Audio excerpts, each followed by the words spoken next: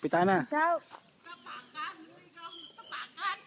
Kapitana. Tama din ang istorya. Ano po masasabi niyo sa gulong nangyayari dito? Tama na yun. Ano po masasabi niyo? Paano niyo po maayos ang problema mga ganitong nangyayari, Kapitana? Hindi ko sila maayos. Ano po bang dahilan, Kapitana, at sila yung nag-aaway, Kapitana? Kapitana, ano po bang... Pera.